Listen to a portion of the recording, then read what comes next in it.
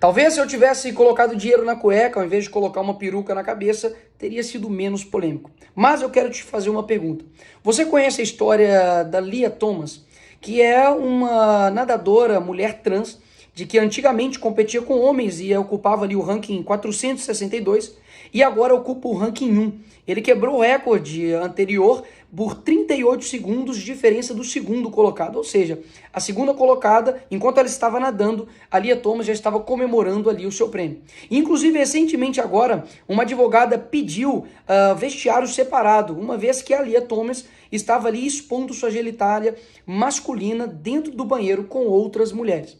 Você conhece também o caso da Fallon Fox, que quebrou o crânio da sua oponente, e ela também é uma lutadora, uma mulher trans. E não é um caso isolado também ali no MMA. Nós temos também o caso da Lana, que simplesmente com 2 rounds conseguiu dar um mata-leão na sua oponente. E isso é ela hoje e isso é ele antes. Ou seja, uma diferença absurda.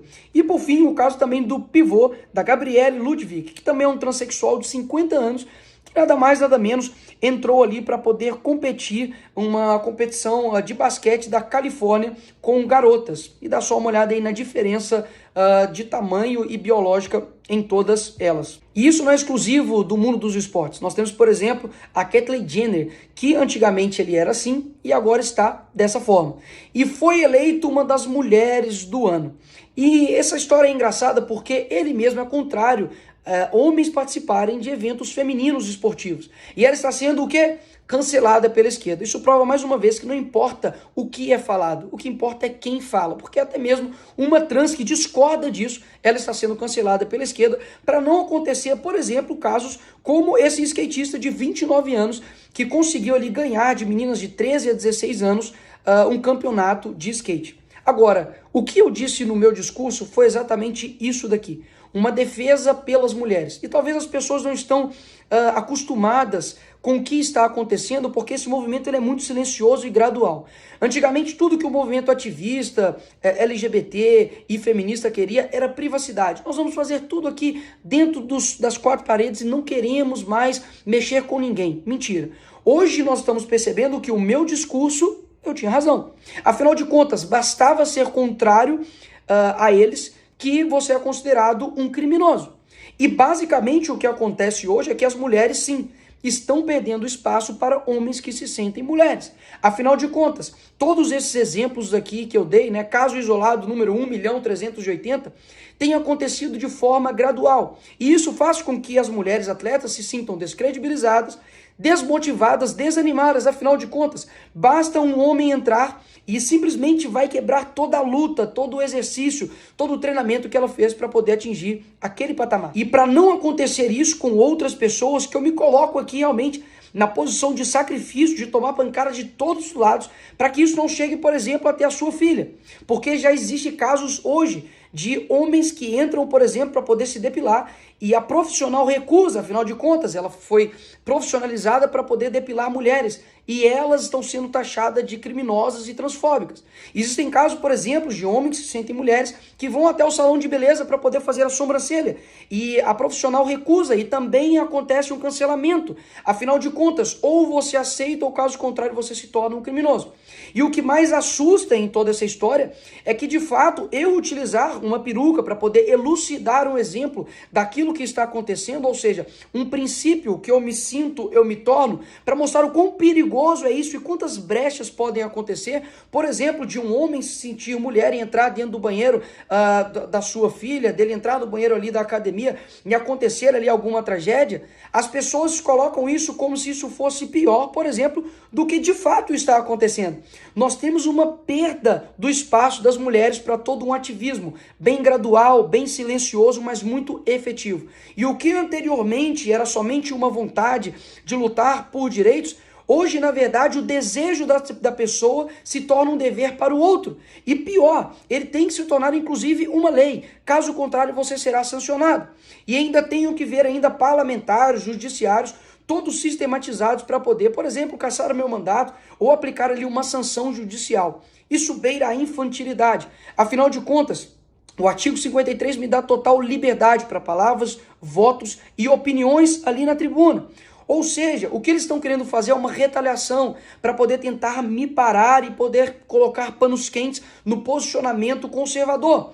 E se eu não me coloco nessa guerra para poder atacar e dizer aquilo que eu penso, sabe o que eles vão fazer? Eles vão ir nos silenciando e colocando uma espiral do silêncio até que todo mundo tenha que aceitar. Caso contrário, vai acontecer essas coisas aqui que já estão acontecendo. Confeitaria é condenada a pagar 336 mil por se recusar a fazer bolo em apoio ao casamento gay. Aqui no Rio de Janeiro, um pastor é acusado de homofobia por se recusar a fazer casamento. Nos Estados Unidos, a justiça determina que fotógrafa cristã não pode recusar casamento gay. Justiça obriga designer cristã a fazer sites de casamento gay. Todos os outros movimentos que já passaram anteriormente na humanidade, nunca nenhum deles quiseram a aprovação de todos. Mas o ativismo LGBT, e repito aqui, é o ativismo mais persecutório que existe. Ou você concorda, ou caso contrário, você deve ir para a cadeia. Cadeia que, inclusive, não pode abrigar menores que cometem estupro, latrocínio, roubo, mas pode abrigar um deputado que está no seu exercício. E quanto aos parlamentares que querem aí ganhar os seus likes, a sua fama em cima do que aconteceu, para pensar em quem de fato defende a liberdade. Eu fui atacado, por exemplo, de pedófilo publicamente por parlamentar que está dentro desse Congresso. Eu, por exemplo, fui atacado dizendo que um vídeo de um ator pornô era eu, publicamente, e não houve absolutamente nenhum tipo de retaliação por parte da esquerda com este deputado. Ou seja, a gente está numa guerra e eu venho aqui colocar para todos vocês que eu não sou covarde. Eu não vou simplesmente dizer para as pessoas de que eu estou ali querendo ser pacífico, porque um apaziguador, ele é uma pessoa que conversa ali com o crocodilo para ele ser o último a ser comido. E muitas pessoas acabam não tendo contato com essa matéria. E aí eu te pergunto, quantas pessoas agora vão ver esse vídeo? Quantas pessoas viram o meu discurso, viu que eu de fato estava defendendo as mulheres? E talvez nunca tinham tido acesso a esse conteúdo. Nós estamos vendo, por exemplo, propagandas como a Apple, como a Hershey's, colocando homens que se sentem mulheres no lugar das verdadeiras mulheres. E ninguém dá absolutamente um pio a respeito disso. E como eu vou passar essa informação para frente? Você pode, obviamente, discutir o uso ou não da peruca, mas isso passa longe de ser um ato antidemocrático. Até mesmo porque naquele ali plenário, pessoas, por exemplo, já utilizaram foguetes, né, que soltam ali papéis picados, deputadas, por exemplo, que já usaram o plenário para poder discursar um poema feminista e dizer que ela é uma mulher e ela é puta. Ou seja, na verdade o que está acontecendo é uma supressão de poucos, é uma indignação seletiva. E por que a esquerda está completamente desesperada com o que eu disse? Não foi por conta da peruca, meus amigos. Foi por conta realmente do conteúdo, porque eu trouxe às claras tudo aquilo que está literalmente acontecendo. E o entendimento que nós estamos em uma guerra, quando você entra para ela, não é para você sobreviver. Uma guerra não é para você tomar menos tiros e machucar menos. É para você enfrentar. É para você ter uma missão e cumpri-la e vencê-la. Então, se for necessário passar por processos desgastantes de sacrifício para que as pessoas entendam o que nós estamos dizendo, sem simplesmente focar na forma, mas no conteúdo, eis-me aqui. Eu serei a pessoa que irei fazer isso. Vai precisar de muito mais pressão, de muito mais retaliação para eu poder sentir isso aqui, ó, um pouquinho, realmente, para poder me balançar, para que eu deixe de defender a verdade. E agora, nesse fim aqui desse vídeo, eu te peço simplesmente duas coisas. Primeiro, para que você envie esse vídeo para as pessoas que focaram na narrativa histeria coletiva da esquerda com relação a uma peruca. E segundo, para que você agora pense, será que usar uma peruca é maior ou menor do que tudo isso?